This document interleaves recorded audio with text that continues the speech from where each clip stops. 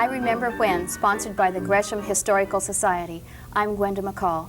This evening our guest has brought some fascinating pictures from the collection of the Gresham Historical Society, and she's brought them to share with us. And in the second half of the program, we will see some pictures from her own album of growing up in Gresham. I'd like you to meet Jean Elkington.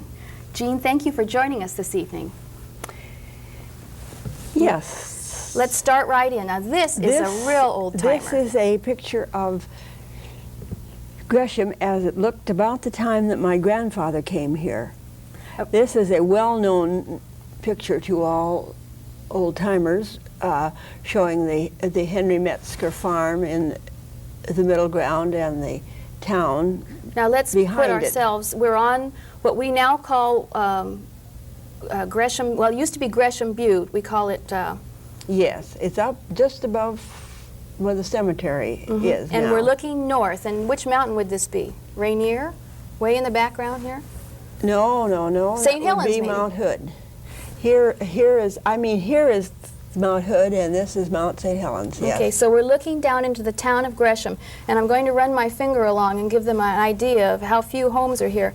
I'm going to go along Powell, and there's the Gresham Grade School, the Little First Baptist Church, which was later moved, and going along Powell until I hit Main, and then you could go north on Main, but as you go south on Main, down next to what is now City Park, we'll reach the railroad station.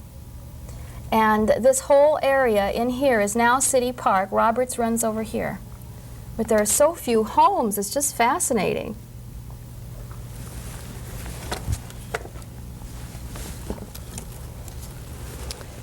This, to me, is one of the most interesting pictures in the group. It shows East Powell looking east from Main Avenue. So Main would be going this way, but this is Powell looking east. Yes, this is Powell, and this is J.C. Hessel's first store in Gresham, which rather dates it as about 1909 or 10. This is the drugstore building that was called the Metzger building, and this is the small corner of the First State Bank building. Now this is way back to the days of dirt roads. Yes. And all that these was before buildings, Powell was paved. and all these buildings on the right, these aren't here. What's here now, Jean? City Park. City Park, just a drop off into City Park. And this one is also a very well-known picture. It's a July 4th parade. 1919, it says. 1919, yes. And this is the Statue of Liberty. This is the First State Bank building, and this was the entrance at the corner here. This shows the scaffolding for the Ely building that was being built, and this is where my father had his real estate office. Gresham Real Estate, Mr. Elkington. Now let's take a minute and say that the Ely building, which was being built at 1919, this is following a fire, correct? Something was burned down here? Yes. That is where Cloudtree and Son and Main Street and Pacific Crest are now. Yes, and the upper corner, or the north corner of it, is where the Lewis Shattuck store was. Oh. And the Dowsett Pharmacy always was the Dowsett Pharmacy on this corner, the Rexall. And what is here now? This building was torn down in about 1965? It's the parking lot, yes. This was torn down in 1965, and this was Glenn Davidson's store right in here. Okay. All right. Then... Oh, let's do the other parade picture. This was probably taken the same day, we figure, and this was from your own collection, wasn't it, Jane? Yes, that's right. This was Mr. Carl Miller's car, decorated for the 4th of July You can't even parade. see the car. No. And where are It's you? covered with flowers, and I'm in the front seat with Mr. Miller's daughter, Virginia. In the back seat, I think, are Margaret St. Clair Okasinski and Mr. Charles Cleveland's granddaughters, two of them. So you were about 5 years old. What a Yes. thrill to ride in that beautiful float in the parade. Yes. Oh, this building I is recognize. the Congdon Hotel, and it is still, the building is still standing, although it's no longer a hotel. And this is the Bank of Gresham quarters that the bank was organized about 1915, and my father was one of the directors, along with Mr. John Slarett and Mr. H.A. Lewis. Emil Cardell was the cashier. This is the dining room of the hotel. There's the Victrola I told you that I saw up in the corner with the morning glory with shaped the morning funnel. glory, And this picture, it says, was taken in about 1911, and we still have the dirt roads. But this is one of my favorite stores to go into. It's folk art by request. And my daughter had ballet lessons upstairs. And around the corner, it used to be Cher's Jewelry Store. So this building is still very active.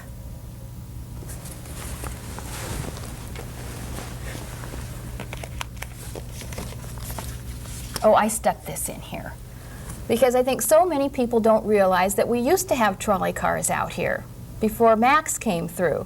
And this one, which says went through to Estacada. Did you ride the trolley cars much, Jean? Yes, I did. As a small youngster, they tell the story of my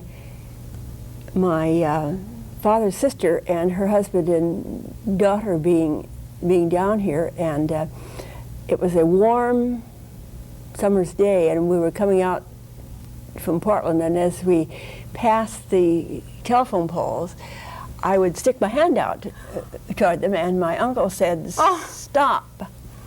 But I didn't stop. Well, you're lucky you didn't get your hand hurt. Yeah, yes, I was. Oh, boy, you were a stubborn little thing, weren't you? The Yes, more I stories was. I hear, the more I believe it, too. And I put this one in. I know we didn't really know anybody here, but I thought the costumes were, clothing then, I call them costumes, were marvelous. This is 1924, taken on the steps of the Bethel Baptist Church, which is the same little church that we're restoring for the Historical Society now that's sitting in Main City Park. Right. But these clothes, this just looks like, it's like a costume party. The only one that I can identify there is Mrs. A.J.W. Brown, the wife of the butcher. Which one was she? Wife of the Right butcher? here. Uh-huh, Very nice lady. She helped her husband a good deal, was in the shop. This is before the days of polyester. Imagine ironing, I just got No, here's another big one. Yes. This is Main Street in Gresham, Main Avenue, looking south Towards from about Powell. 3rd Avenue. Yes. Looking south towards Powell. Here's Gresham Butte up here again. Yes, looking rather vague. This is probably about 1932 or 3, I would think. This says 1925, but I don't believe it. We'll have to get you in these archives and let you redate these for us. Yeah. This is a very interesting picture here of Mr. Raker. At that time, Mr. Raker's Ford agency was in the Lateral building, which was 2 doors from the corner of Main and Powell. Later on, he built a large new building, which many middle-aged people even probably will remember as the Ford agency along here. Just before Mr. Raker went in here, a couple of local boys had a garage here, Morris Botkin and Dave Johnston. And what is here now? The Chevron station? Yes. That's what's here right now, Yeah, the the Chevron Chevron station. station Don is Page right Chevron. over here. Another local boy, Don Page. Yes. Oh, we're getting a little more modern here. Yes. I like this picture because I recognize something that's now gone. Kidder Hardware. When we came to Gresham about 11 years ago, I can remember going in Kidder Hardware. And of course it had, Cloud Tree wasn't in yet, but now Kidder Hardware is Main Street Grocery. It also shows the Regner building, which was certainly a part of my youth. Now that's where Amaton is now. Yes.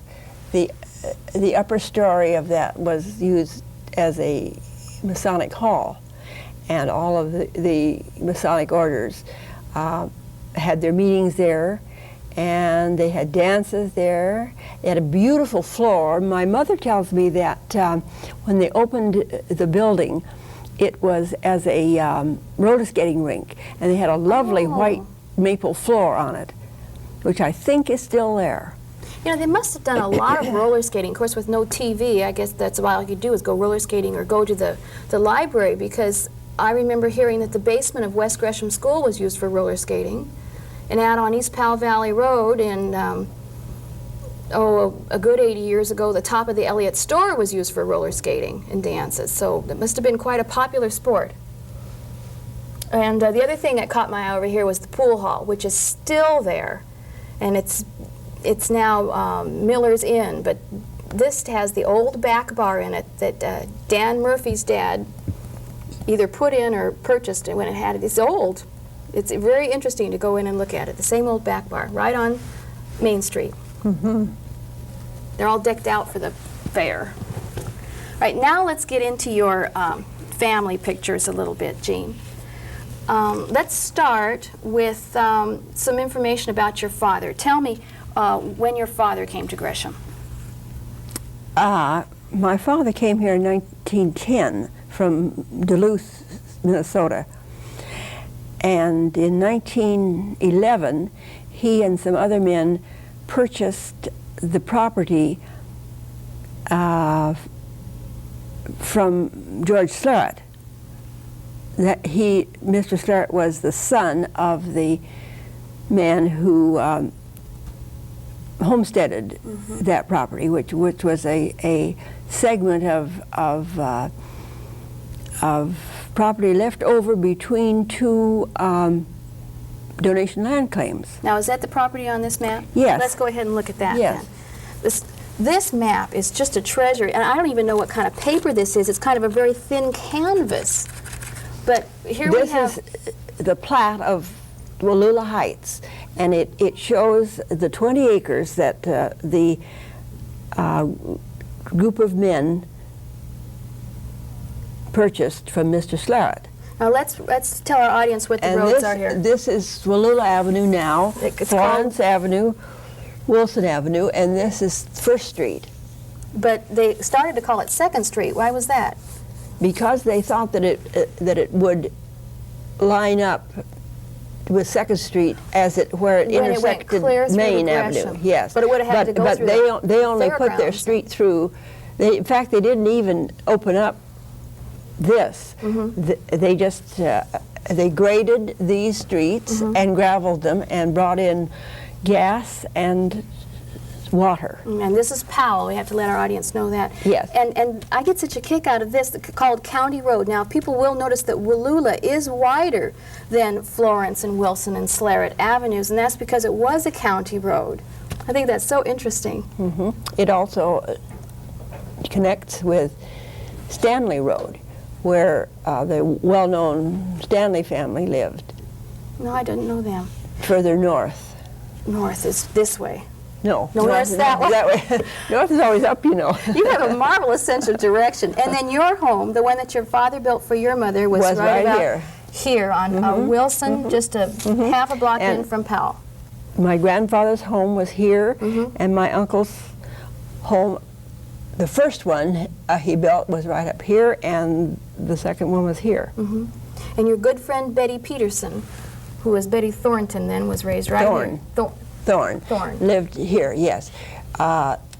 She and her parents moved in here about 1918 or 19, something like that, into a little bit of a house that was built by Frank Axtell, and they lived in that house for about 5 years, and then toward the front of the lot they built their house. Oh, because it's a lovely house that's standing there Very now. nice house, yes. Let's go ahead and show the house that your father built for your mother, and then you were born 2 years later.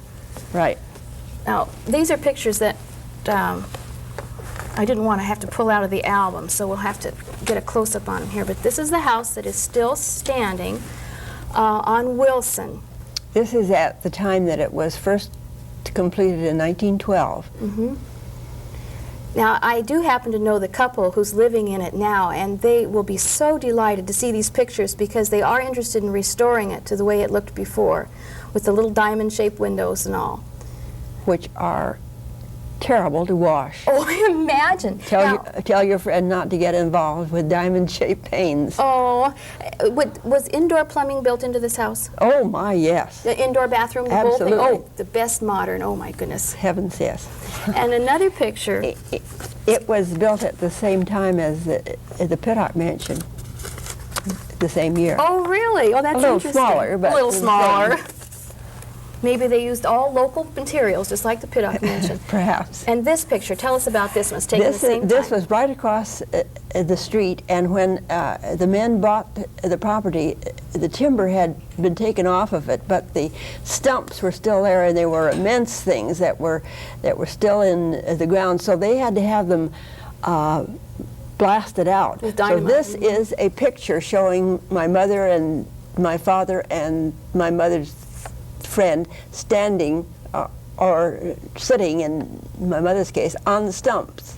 And this was, you told me before, your mother's Sunday school this teacher. was my mother's Sunday school Standing teacher here. in Little Falls. Now, the reason I like this picture was because you're looking towards Gresham, and there's nothing there. If you look in the background, it's just field, clear off to That's right. Gresham. As small youngsters, we used to play in the holes that were left from the blasting. There were at least 2 pits that, by the time that I was big enough to play over there, were full of grass, and we could scooch down, and our mothers couldn't even see us. Oh, fun. Now, did you have to wear a lot of petticoats and have to keep clean? And No, I don't recall. your mom just let you go play, huh? A nice mommy you had. I'm afraid so. I was not very clean, maybe. Now, this house is one that's still standing, too. That's still standing in the neighborhood. That's on the corner of Powell and Wallula. Many people will recognize the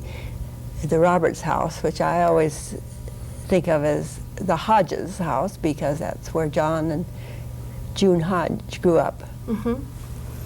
All right, let's show some of your baby pictures. You really do have some cute pictures in here. All right, this is little Jean Elkington. You were an only child. 3 months, 7 months, and 11 months, and what is this, about 3 or 4 years? Yes, the bottom 2 with my grandmother Hessel. You look so happy when you're with your grandma. I was. She was a very dear grandmother. She has an a interesting... little Dutch woman. Excuse me, oh. She has such an interesting necklace. Does that hook to something? It goes... A watch. Oh. A Then she puts it in chain her skirt, like and a watch. tucks it. No, you usually pinned the watch up on your chest. Oh, well here she's so got you it tucked could in her skirt. get at it. Well, just maybe, for the photograph. maybe so.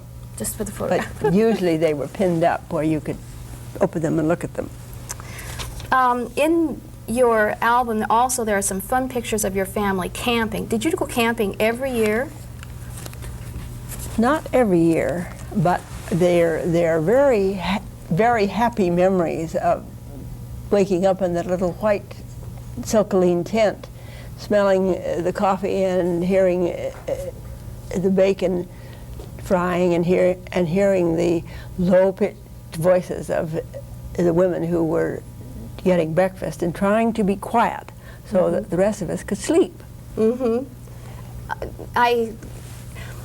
I sometimes wonder, when we go back to 1918, why people wanted to leave their homes and go out into the wilds, because here's a shoe on a post. I'm sure somebody got wet feet from something. Oh, certainly. When you fish, you get your feet wet in those days. I'm not a camper. My family gets upset with me, so I guess I can't really appreciate all this. But well, I think men tend to like camping better than women.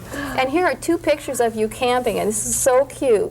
A cute little smiling picture. But what are you doing here? I'm eating an orange, and my mother said, "Don't get the orange juice on the front of you." So I spread my feet out and leaned over to eat the orange. What a good daughter you were. Yes. All right. Sometimes. And this one I couldn't resist showing too. Tell us about Oh this. yes, this is one where I'm with where I have my uncle's gun in my hand, and I'm pretending that I'm going to shoot the gun.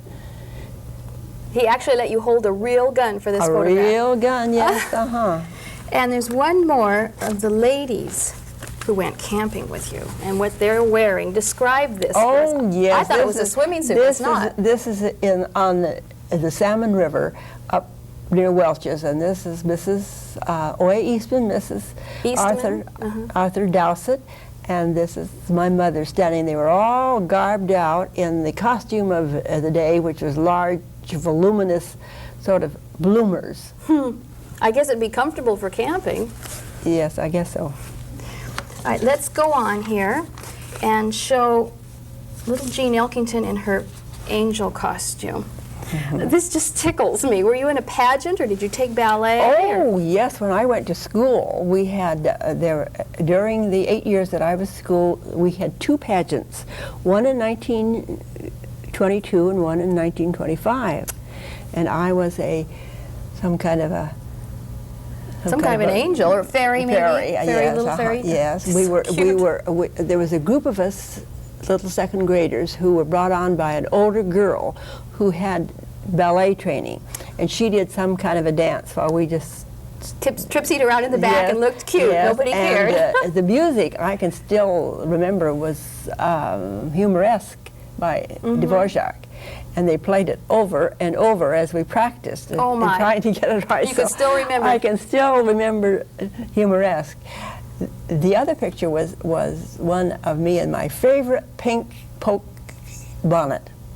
My mother tells me, I am too young really to remember this, but my mother tells me that I loved my pink hat. I bet it was pretty with your red hair. All right, this is another parade picture, and this is just delightful. Tell us a little about this one. This is 1924, and Ellsworth and Martin asked a group of children to be on their float and in the trailer, which was filled with sand. Actually, we were supposed to be modeling bathing suits. Oh, and sure, we were because they were a clothing store. Bathing beauties, I can tell you. I was pretty skinny. Now, Ellsworth and Martin sold out to whom? Didn't Gordon Stone? I could be wrong. Yes, Gordon Stone. yes. Heat of Eventually, Fashion, yes. They right. bought out from Ellsworth and Martin. So that's a good bit of history. All right, now let's talk about your high school years. The girls of the sophomore class. The sophomore class, and we will have a close-up on you, so the audience can see which one is you. This is 1930. All right, let's talk a little bit what you remember about your high school years now. You told me an interesting bit of trivia that I'd like to share with our audience. Where did the boys take the girls to park to watch the stars? Oh, the Oregon Farmer, which is up on Dregner Road near where you live now. There was a magazine that was known as the Oregon Farmer, and people who subscribed to it could put a sign on their gate, I guess. And so this was a gate with a sign called the Oregon Farmer. So we used to run up in our cars to the Oregon Farmer. It's on Butler just before you get to Robert. I mean, on Regner before you get to Butler. Yes, about a half a mile before you get to Butler Road. And the sign isn't there now. Gone. But no, what a no. funny name for a location. You called it, let's go park at the Oregon Farmer. Well, by the everyone knew. Yes. That's funny. What other little points of interest can you think about when you're high school? Here you are as a senior in high school. My first Marcel. What's a Marcel?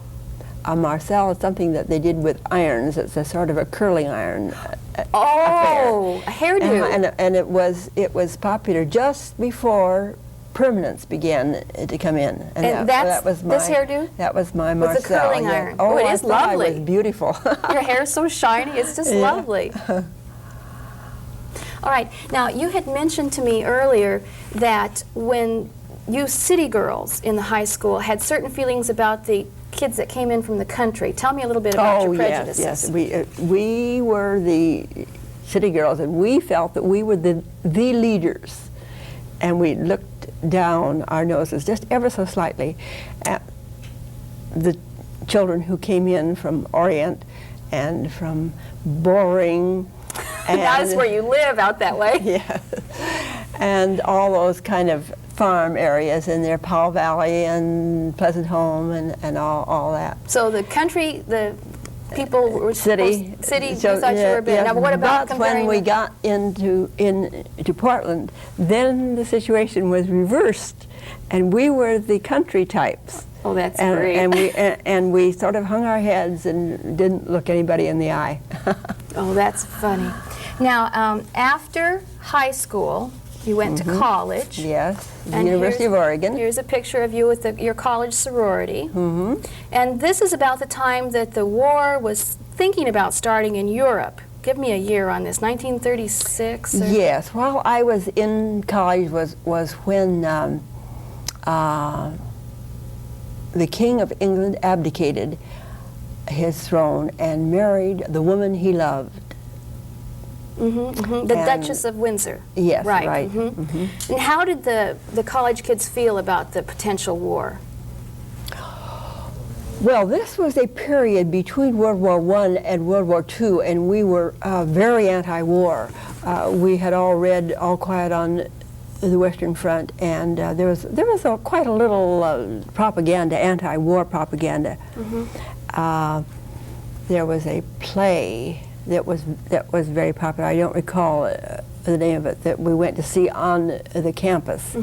And everybody was going around saying, "I'll never go to war, no sir. I won't be moved by propaganda." Well, weren't there still the ROTC types on campus? Oh yes, but they were, we didn't think much of them. Boy, it took a couple years to change everybody's mind pretty quickly, didn't it? Well, it took Mr. Hitler. He did quite a bit to change our minds. That's right. So after college, then you went to work where? For the library. Our own Gresham Library. In the Gresham Branch Library, with which I had many happy memories as a youngster, going in to get books and hearing the story hour. Miss Peck used to tell us Uncle Remus stories in Southern dialect, at which she was very good. She was a lovely librarian. And there was a song. Oh, yes. Which I've never heard before, but maybe some of our audience has. They often had community gatherings and lectures and things of that sort. Now, I was pretty young, but I can remember being in the group, and we were having some kind of a sing-song, and one of the songs was ham and eggs, I like mine fried nice and brown, I like mine fried upside down. You can remember this from the second grade. Oh, well, I don't know when it was. Might have been younger. I might have been a little younger. Oh, that's marvelous. Now, did you spend all your time in this library?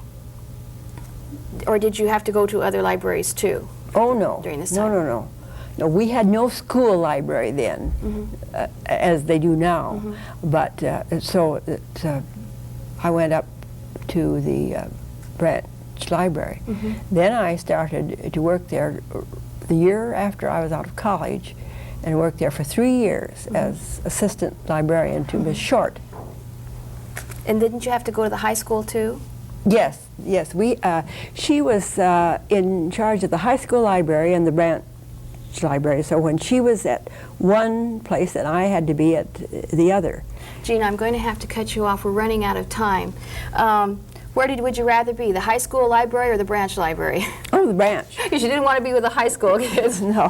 Thank you so much for joining us this evening. We didn't get to the part where you worked for the Red Cross in Santa Monica, and we had some wonderful pictures of that. And then your later years, you worked as a social worker. Yes. Thank you so much. Your pictures have been so interesting, and I think you're very welcome. You've really given us another vision of growing up in Gresham. Thank you for joining us on I Remember When. I'm Gwenda McCall. Good night.